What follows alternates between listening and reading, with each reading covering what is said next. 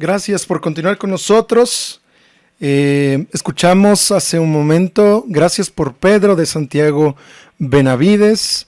También escuchamos Vuelve a llorar de Jesús Adrián Romero y escuchamos Supe que me amabas de Marcela Gándara. Gracias por sus mensajes, hemos estado leyéndolos. Hay una gratitud de oración de Trinidad, les agradece por estar en oración y bueno, que Dios ha sido bueno y que les siga bendiciendo como lo ha hecho hasta ahora a él y a su familia. Les invitamos a que si tienen alguna petición, alguna gratitud, la envíen, con gusto estaremos orando por ustedes. Tengamos en mente las peticiones de la semana pasada para que también estemos en oración por nuestra hermana Lupita Alfaro, por su familia, y que el Señor les permita tener, un trabajo, que el Señor le provea un trabajo pronto. Seguimos en oración, hermanos, seguimos pendiente de cada uno de ustedes, aquellos que también han estado enfermos. Esperemos que el Señor tenga misericordia y pueda tocarles pronto si Él así lo desea. Bien, vamos a iniciar con el estudio del día de hoy. Es un estudio, no está muy largo, por eso pusimos por ahí otra alabanza. Pero bueno, continuamos con los discípulos. Ya vimos los primeros 4 discípulos. Esperemos que estén haciendo anotaciones si quieren hacerlo. Si son de mente o de memoria muy buena, esperemos que sean... que puedan recordarlos. Ya estuvimos viendo a Pedro, Juan, Andrés y Jacobo, que fueron los del primer grupo, el grado de intimidad más cercano a Jesús. Fueron estos 4. Ya los estuvimos analizando, estuvimos viendo qué fue lo que pasó, cómo fue ese llamamiento, qué fue lo que el Señor les estuvo enseñando y qué fue aquellas cosas que el Señor Jesús tuvo que tocar en la vida de estos discípulos para que fueran transformados, fueran llenos del Espíritu Santo y poder hacerse cargo de la misión que el Señor les iba a encargar cuando Él ya no estuviera aquí en la tierra. Ya vimos estos 4 discípulos. El día de hoy vamos a ver a Felipe. Felipe, dice el título de este capítulo, el título de este discípulo, Felipe el Analítico. Y vamos a conocer un poco más de Felipe. Quizá la mayoría de nosotros, no quiero decir que todos, pero la mayoría de nosotros conoce solamente a los primeros 4 discípulos, o si acaso los más sobresalientes, sí los conocemos, por ejemplo, Pedro, Juan, Judas. A veces ya por ahí se nos cuatrapea si Lucas fue un discípulo, si no fue un discípulo, si Mateo, si no sé, etcétera, ¿no? Pero el día de hoy vamos a ver a Felipe, que fue uno de los 12. Ahora, de entrada, lo primero que debemos de entender es que Felipe, el discípulo, es diferente al Felipe que encontramos en Hechos, capítulo 6. Si ustedes recuerdan, voy a buscar ese pasaje, pero en Hechos, capítulo 6, hay un discípulo que es... más bien, hay un hermano que es llamado al diaconado y que es escogido por Dios a través de los discípulos, y este llega a ser evangelista y fue aquel que platicó con el etíope. Algunos conocemos su historia, algunos no, después la veremos, pero este era Felipe el diácono, fue aquel que fue llevado por el Espíritu para que hablara con el etíope. Pero Felipe el apóstol era una persona completamente diferente, es otra persona. Él era el discípulo Felipe.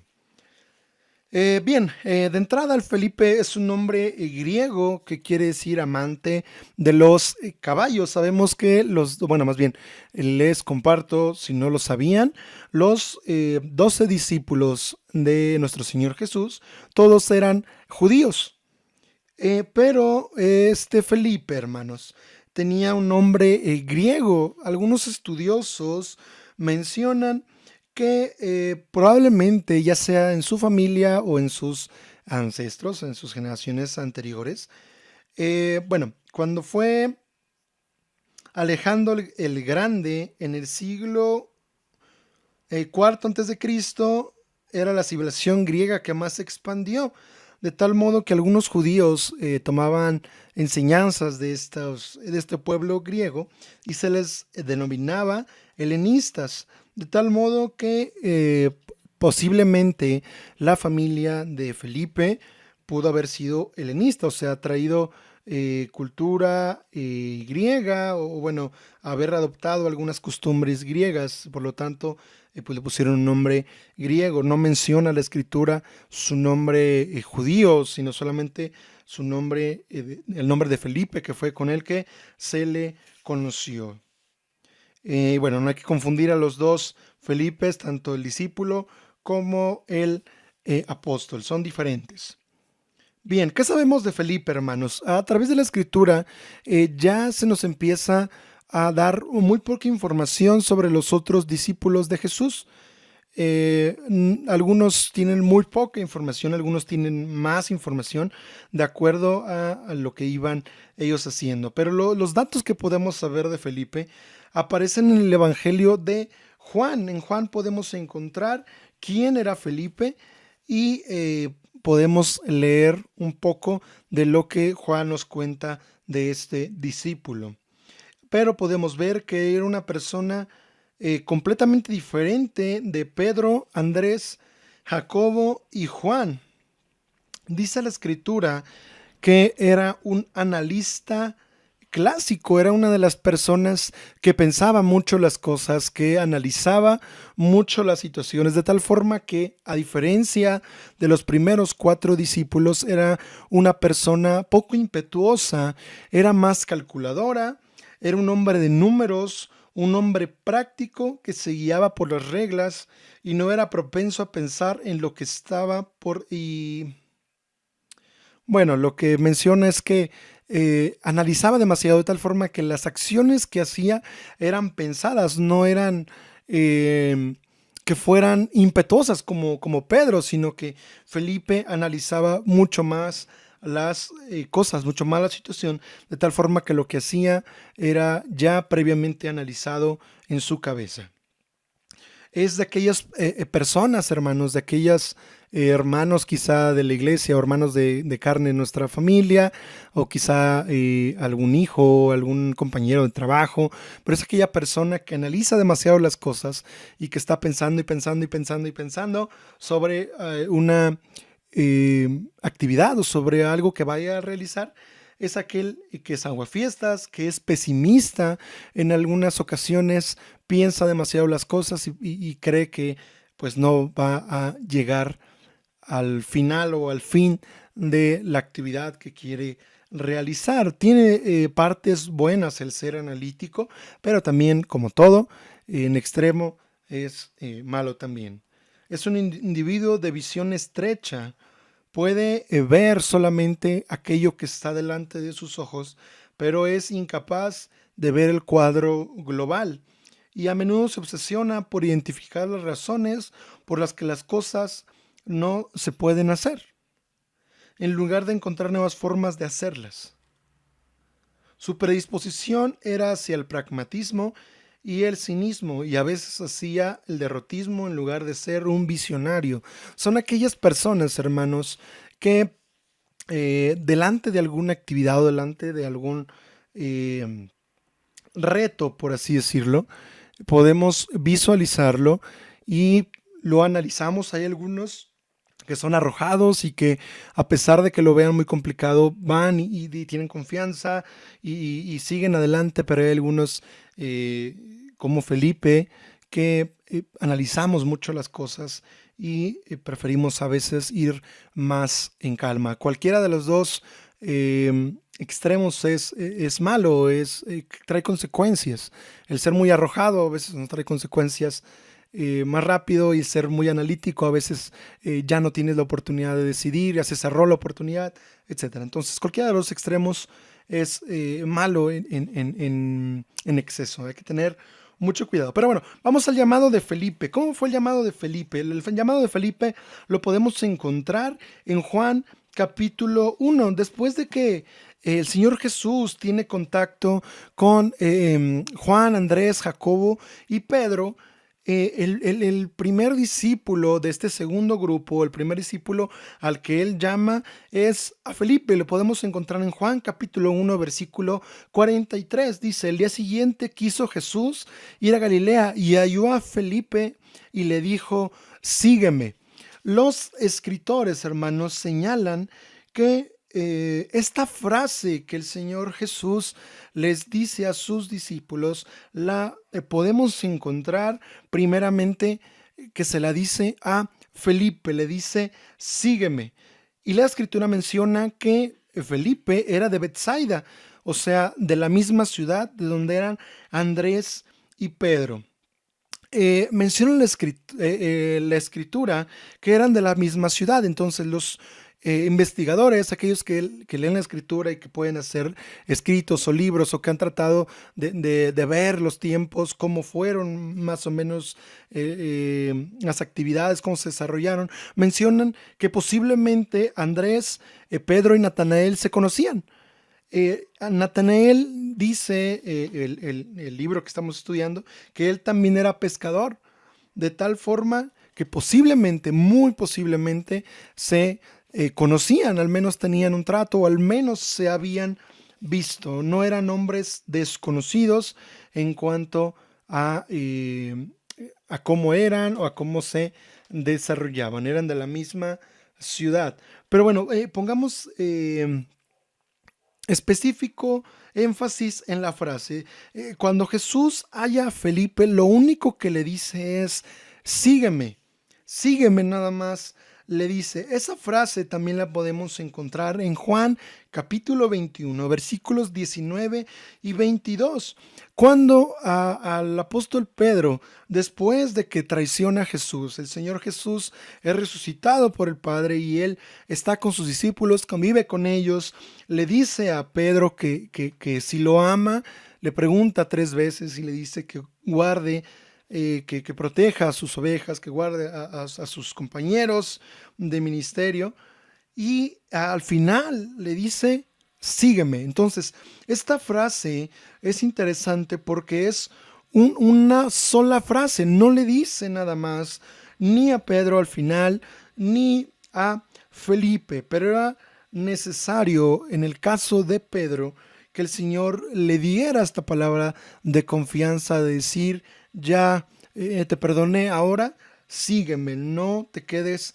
atrás. Y Felipe fue el primero en oír esta frase y él pasó algo interesante en la vida de Felipe. Nos damos cuenta que Felipe,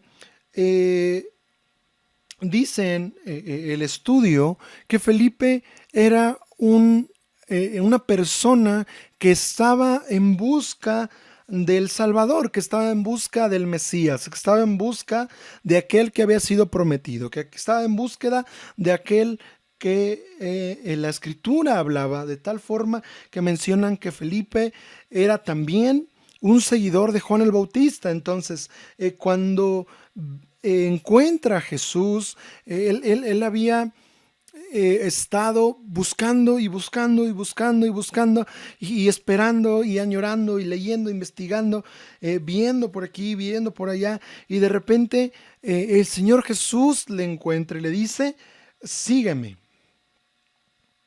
sígueme.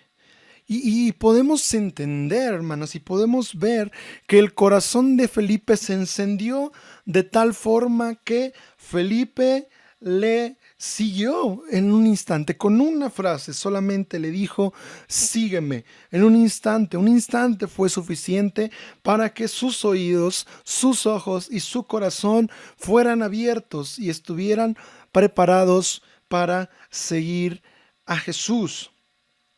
Incluso, hermanos, en el versículo 45 nos menciona que Felipe encontró a Natanael.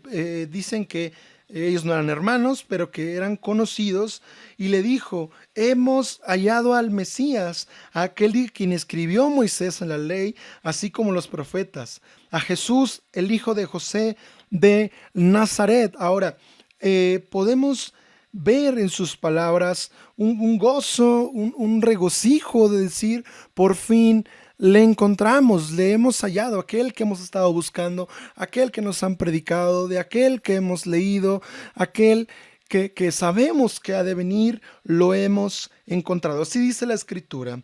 Dice, hemos hallado aquel de quien escribió Moisés en la ley. Versículo 45. Recordemos que Nazaret en aquel tiempo era un lugar muy pequeño, un lugar chico, un lugar que muchos despreciaban porque pues no tenía la infraestructura de Jerusalén, no era Judá, quizá ni siquiera pertenecía a Samaria como para poderlo identificar, era un lugar eh, común, si me permiten decirlo, común, que no era sobresaliente de los demás lugares. Por lo tanto, Natanael le pregunta, ¿de Nazaret puede salir algo bueno? Y Felipe le contestó, ven y ve. Hermanos, podemos encontrar en este momento, en este acto, y vamos a verlo de dos formas, y tal vez un poquito más adelante me puedas comprender lo que estamos viendo. Pero podemos ver, y acabamos de decir, que Felipe es una persona analítica, y en un momento, en un segundo, con una frase que el Señor Jesús le dijo, Felipe le siguió, y nosotros podemos decir, bueno, pues que no era analítico, no tenía que pensarlo, no necesitaba tiempo, y te voy a explicar por qué no. Durante su vida, Felipe se dedicó a buscar al Salvador, a buscar a Jesús, a buscar al Mesías, de aquel que habían escrito los profetas, aquel que había sido prometido, de tal forma que él lo busca y estudia y ve y pregunta y va y estaba con Juan el Bautista y escucha a Juan cuando dice que va a venir el Mesías, que ya no tarda en llegar. Y de repente, hermanos, cuando el Señor Jesús le habla, él supo en un instante que era él el Mesías. Ahora, mucho se ha debatido sobre si nosotros buscamos a Jesús o si Jesús nos busca a nosotros o nos encuentra. Si nosotros encontramos a Jesús, Jesús nos encuentra. Ahora, vamos a entenderlo. ¿Cómo explicarlo? En una perspectiva global, las dos cosas van de la mano, no se pueden separar. Muchas personas han debatido sobre este punto, han hecho diferentes teologías, se han peleado incluso, hermanos, debatiendo esto, pero van de la mano. Si lo vemos humanamente, hermanos, si lo vemos humanamente, Felipe toda su vida lo buscó. Toda su vida lo buscó, y la primera frase que le dice a Natanael dice, hemos hallado a Jesús, hemos hallado a aquel que nos dijeron. Entonces, de una perspectiva humana, Natanael toda su vida lo buscó, de tal forma que cuando Jesús le encuentra, dice, lo encontré, lo encontramos, ya sabemos dónde está. Desde el punto de vista de Felipe, fue el fin de su búsqueda y puso su confianza en Jesús. Pero si lo vemos desde la perspectiva divina, el Señor Jesús, a través de su Espíritu Santo, fue el que puso en el corazón de Felipe el buscar de Jesús, el buscar a Jesús. Y además, Jesús le encontró. Jesús halló a Felipe. Entonces, van de la mano, no, desde una perspectiva humana, Felipe fue el que lo buscó, pero desde una perspectiva global y mayormente, que es aquella divina que tiene nuestro Señor, el Señor dispuso en el corazón de Felipe que buscara a Jesús, para que estas dos se empataran en el momento en que el Señor Jesús encontró a Felipe y éste pudiera decir, lo encontramos, lo hallamos, sabemos que es Él. Entonces podemos ver una actitud de Felipe de estar interesado en las cosas de Dios, de tal forma que cuando el Señor Jesús le halló, supo en un instante que era él. Lo mismo pasa con nosotros, hermanos. Cuando tenemos comunión con Jesús, cuando tenemos comunión con nuestro Señor, aprendemos a escuchar su voz, aprendemos a ver las cosas que Él pone en nuestro corazón, aprendemos a escuchar su voz de tal forma que cuando el Señor Jesús nos habla, no podemos, más bien podemos estar seguros de que es su voz si hemos estado en comunión con Él, si le hemos estado buscando, si le hemos estado alabando, si hemos estado leyendo su escritura, si hemos estado en comunión con Él. Cuando el Señor nos hable, podremos distinguir su voz y estar seguros de que es Él. Y lo primero que hizo Felipe fue ir a buscar a su amigo Natanael para poder traerlo a los pies de Jesús. Ya lo hemos dicho, aquellos que hemos tenido la oportunidad de escuchar del Evangelio, que Dios ha tenido misericordia de nosotros, debemos ir, correr, ir a predicar, ir a compartir con los demás, no pretendiendo que somos perfectos o que somos mejores, sino simplemente compartiendo de aquel que nos encontró y nos perdonó aún sin merecerlo. Ahora vamos a un evento, hermanos, y con eso vamos a terminar. Regálame otros 5 o 6 minutos y con eso terminamos. Vamos a un acto donde podemos ver algo maravilloso. Bien, te invito a que vayas conmigo al capítulo 6 de Juan. El capítulo 6 de Juan, si tienes por ahí tu Biblia. Si no, no te preocupes. Si no tienes una Biblia en físico, tampoco te preocupes. Pon atención, aquí vamos a leer los pasajes. Y si quieres, después puedes descargar una Biblia a través de internet. Puedes descargar las Biblias. Si no tienes una Biblia en físico, si tienes una Biblia en físico, por ahí búsquela para que tengas un poquito de mayor libertad. Si no, nada, solamente apunta el pasaje y después lo revisas ya en tus momentos de oración. Bien, en el capítulo 6 se menciona la alimentación de los 5,000. Si no conoces esta historia, te la platico rápidamente. Bueno, la multitud seguía a Jesús. Ellos iban por el mar de Galilea. Ellos iban de un lado del mar de Galilea y la multitud les seguía porque veían señales, veían milagros. El Señor Jesús les predicaba, el Señor Jesús sanaba a aquellos que estaban enfermos, etcétera. Pero bueno, era mucha la gente que seguía a Jesús de tal forma que estaba cerca. La Pascua es una fiesta de los judíos, pero era mucha gente la que lo seguía. Dice que eran 5,000 hombres, a eso le sumamos las mujeres y los niños. Dicen los escritores que eran alrededor de 20,000 o 30,000 personas, más o menos, por números. Bueno, no nos queremos meter a eso, pero bueno, eran 5,000 hombres. No podemos decir que todos eran casados, no podemos decir que todos tenían hijos, entonces eran 5,000 hombres, ponle tú unos 20,000, 15,000, 20,000 personas, no lo sé, pero era mucha gente. Mucha gente. Entonces, el Señor Jesús mira a toda esta gente. Ya era tarde, ya empezaba a atardecer, a pardear, bueno, atardecer, de tal forma que vemos algo interesante. El Señor Jesús alza sus ojos y ve a la multitud. Y vemos algo curioso, porque en el versículo 5 del capítulo 6 dice que Jesús le habla a Felipe. Le habla a Felipe y le dice, ¿de dónde compraremos pan para que coman estos?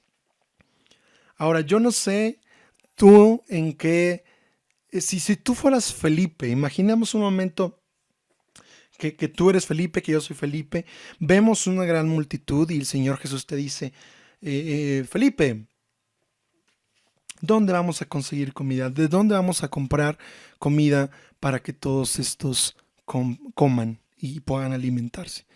Imagínate por un momento, hermano, mucha gente. ¿Y de dónde vas a sacar el pan necesario? Quizá nosotros podemos decir, no, hombre, pues que traigan su lonche, o que ya, que se vayan a comer, que vayan a comprar. o que se vayan por aquí cerquita y que regresen, o así, Señor Jesús, pues dile que vamos a ayunar y ya te quitas de problemas. Empezamos a tener soluciones en nuestra cabeza. Felipe le pasó igual. Cuando el Señor Jesús le preguntó, quizá él ya había analizado que era mucha la gente que lo seguía, que seguía a Jesús.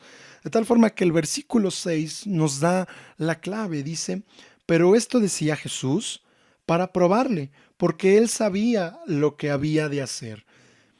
Es una prueba especial para Felipe. Recordemos que Felipe es el analítico, aquel que piensa demasiado las cosas. Y Felipe le respondió, 200 denarios de pan no bastaría para cada uno, para que cada uno de ellos tomase un poco. En su mente, hermanos, Felipe podía ver y sus ojos podían ver la cantidad de gente y quizá él había empezado a hacer cuentas, quizá él ya veía la multitud y decía, ¿cómo le vamos a hacer?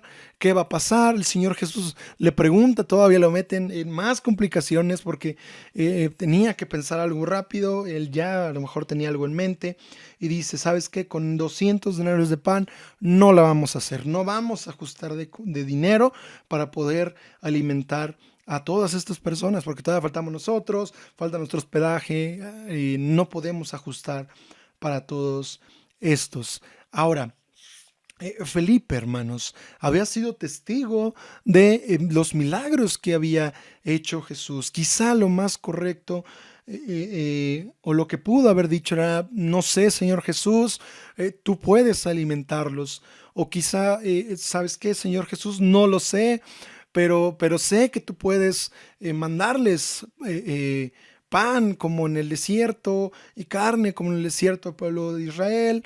Puedo yo formarlos y que vayan pasando y tú de alguna manera vas a suplir la comida, pero Felipe, hermanos, con su actitud analítica, analizando las cosas, él dijo, es imposible, no se puede, no podemos alimentar a tanta gente, no tenemos el dinero, no tenemos los lugares, no tenemos el recurso para poder alimentar a tanta gente.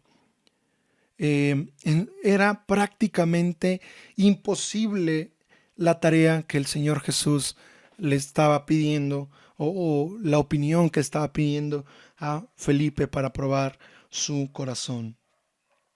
Y entonces, hermanos, Andrés, que es el hermano de Pedro, le dijo, aquí está un muchacho que tiene 5 panes de cebada y 2 pececillos. ¿Qué es esto para tantos? Podemos ver, hermanos, quizá solamente una actitud de Andrés de decir, bueno, hay esto, hay un muchacho, hay un niño que tiene esto. Y si hubiera dicho eso nada más, hermanos, podemos decir, bueno, Andrés tenía fe y sabía que Jesús lo iba a multiplicar. Pero él pregunta, ¿qué es esto para tantos? Podemos ver quizá su actitud predispuesta a trabajar, contagiada por el pesimismo o lo analítico que era Felipe. Y podemos ver, hermanos, si no conoces la historia, te invito a que la leas, pero te platico. El Señor Jesús dice la Escritura que mandó recostar la gente y tomó los panes y los peces que le habían traído los discípulos, o bueno, en este caso Andrés, a través de este muchacho. Y dice, dice el versículo 11, y tomó Jesús aquellos panes y habiendo dado gracias, los repartió entre los discípulos y los discípulos entre los que estaban recostados, asimismo de los peces cuanto querían. Y cuando se hubieron saciado, dijo a sus discípulos, recoged los pedazos que sobraron para que no se desperdicie nada.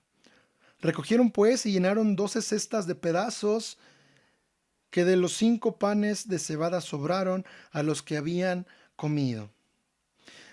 Fue un evento maravilloso porque el Señor Jesús, con lo que este muchacho trajo al servicio de los discípulos, el Señor Jesús le dio de comer, multiplicó el alimento de tal forma que los 5,000 hombres y toda la gente que estaba ahí comió y todavía recogieron 12 cestas de pedazos. O sea, el Señor Jesús multiplica la comida con lo que había y le da una lección especial a Felipe y le dice, tienes que confiar en mí. No siempre lo que analices está bien. Tú puedes ver cosas, pero yo puedo ver cosas que tú no ves. Es necesario trabajar con tu fe, hermanos.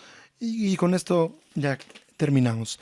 ¿Cuántas veces, hermanos, hemos sido puestos en situaciones difíciles en las cuales aparentemente no hay solución? No sé, puede ser una enfermedad, puede ser un trabajo, puede ser algún accidente, puede ser algo en el que el Señor te haya puesto en una situación que tú dices, es que es imposible que las cosas salgan bien, es imposible que salgamos de esta, es imposible quizá que sea sanado de esta enfermedad, es imposible conseguir este dinero, es imposible que me contraten con esta edad, es imposible que yo pueda estudiar, no sé, pon el nombre que tú quieras. Y el Señor nos ha permitido, no todas las situaciones son iguales, pero hemos visto la mano poderosa de nuestro Dios al sacarnos de esa situación. En este caso, para Felipe fue una prueba para demostrarle que necesitaba tener fe en Jesús. Que sí, hermanos, ¿cómo explicarte? Muchas veces, por ejemplo, a la gente que tiene cáncer o la gente que tiene COVID o la gente que tiene azúcar o la gente que tiene migraña, no quiero yo decir que esas enfermedades no sean nada, porque sí son algo, sí son difíciles y sí es imposible que nosotros salgamos de eso solos. Pero hay algunas ocasiones en que el Señor nos mete en esa situación para que en medio de esa imposibilidad y que en medio de nuestra incredulidad y que en medio de todo lo que podemos ver, digamos, es que Señor, es imposible que yo salga de esta situación solo. Y hay ocasiones, hermano, te repito, no siempre el Señor obra, de maneras distintas, pero hay ocasiones en que el Señor en su misericordia nos permite salir de esa situación, nos saca de esa enfermedad. No quiere, muchas veces pensamos, es que los doctores se equivocaron, es que me dieron un mal diagnóstico. No, hermano, no. Y es la gracia de Dios obrando. Quizá los doctores lo más fácil que puedan decir es que nos equivocamos o vimos mal o no supimos qué pasó, pero nosotros podemos tener en nuestro corazón la seguridad de que el Señor es el que nos ha librado de esa situación, de esa circunstancia, hermanos, y podemos darle gracias. Entonces, si te encuentras en una situación difícil, si te encuentras en una situación aparentemente, bueno, más bien, imposible para ti, podemos recurrir a nuestro Señor Jesús y decirle, Señor, esto es imposible para mí. Tú quieres sacarme de esta situación y si el Señor quiere, te va a sacar. Y si el Señor no quiere, no te va a sacar. Pero es con un propósito, es con un objetivo. El Señor te va a enseñar. Quizá muchos de nosotros podemos decir, bueno, pues yo tuve un familiar y ya falleció de esa enfermedad que tú dices. ¿Por qué el Señor no lo sanó? No lo sé. No lo sé, solamente Dios conoce el propósito por el cual hace las cosas y nada escapa del control de nuestro Señor. Pero lo que sí te puedo decir es que Él tiene el control de las cosas y que Él decide. Y si Él quiere, te puede sanar. Si Él quiere, te puede proveer de maneras maravillosas. Vemos en la Escritura cómo el Señor Jesús de la nada proveyó el maná para su pueblo.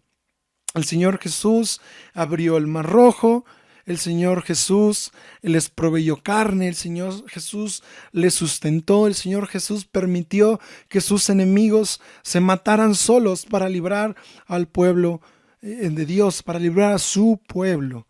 el Señor Jesús en este pasaje le permite a Felipe decir, está bien, quizá tengas razón en lo humano, pero debes confiar y debes descansar.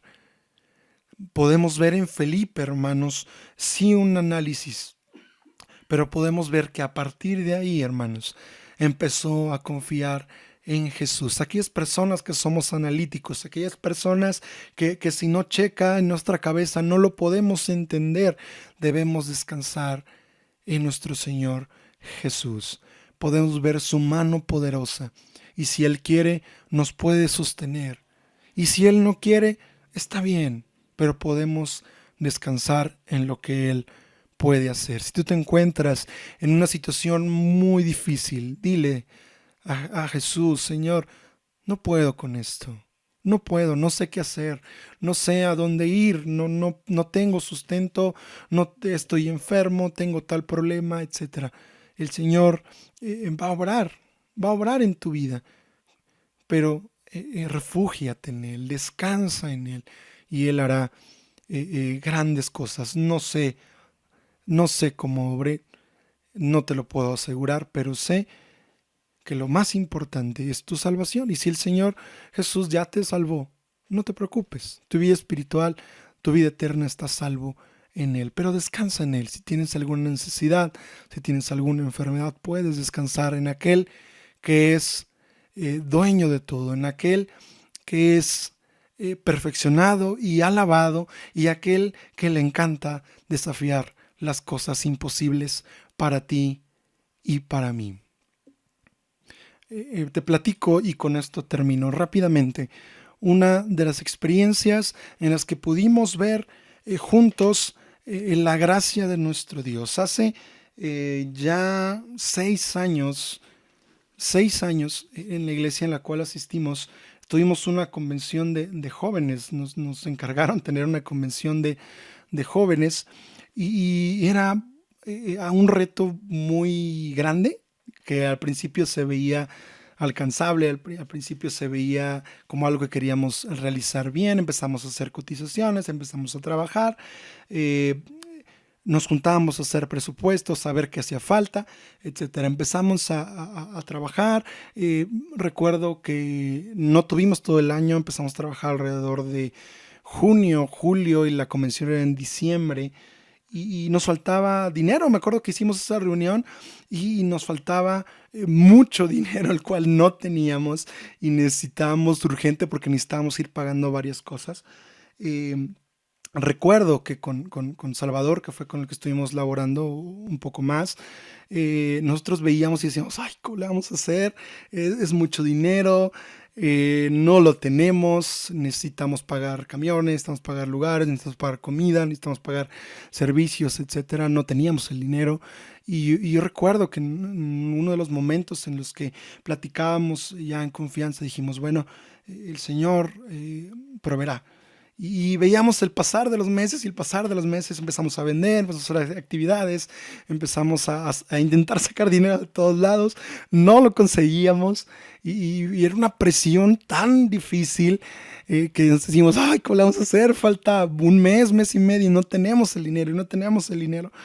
El Señor, para no hacértela tan larga, el Señor proveyó cada uno de los pesos, de los centavos que fueron necesarios para realizar la convención a través de las ventas, a través de actividades. Las hermanas de la femenil empezaron a trabajar, algunos familias de la iglesia nos empezaron a dar ofrendas, a dar dinero, empezamos a vender cosas, empezamos a seguir teniendo actividades un poquito más grandes para recaudar fondos y bueno, no supimos cómo, pero el Señor suplió esta actividad, terminamos la actividad y todavía nos permitió tener eh, un, ¿cómo decirlo? Dinero de más, no quiero decirlo de otra forma, pero nos permitió tener de más, nos permitió dejar en caja alrededor de 10,000 pesos. Y bueno, después haciendo cuentas, el Señor nos permitió estar manejando alrededor de más de 100,000 pesos. Entonces, fue algo maravilloso, de verdad. No teníamos el dinero ya casi cuando lo necesitábamos y el Señor fue supliendo y fue supliendo y fue supliendo y fue supliendo. Y al final el Señor todavía, al igual que en la historia de los 5,000, nos permitió tener de más. Dios permitió que se llevara a cabo la convención. Dicen las personas, los que asistieron a esta convención, que fue una convención llena de bendición, que fue una de las mejores a las que han ido. Eso lo dejamos a su consideración. Pero lo que sí podemos ver nosotros es la provisión y no podemos dudar de la provisión que Dios nos permitió tener. ¿Fue difícil? Sí, porque el ver a dos semanas antes y verte que no tenías el dinero suficiente era una situación muy difícil, pero al final ver que el Señor nos suplió y nos dio aún más de lo que necesitábamos fue un gozo especial para nuestro corazón. Entonces, yo te invito, amado hermano, a que confíes en Dios, acércate a Dios, escucha su corazón, deja de analizar, deja de pensar. Tus pensamientos no son sus pensamientos. Su pensamiento no puede caber en ti, no puedes entender lo que es Dios, no puedes entender lo mismo que Él entiende, porque no tiene su mente, no tiene sus ojos. Pero lo que sí puedes hacer es acercarte a Él en confianza.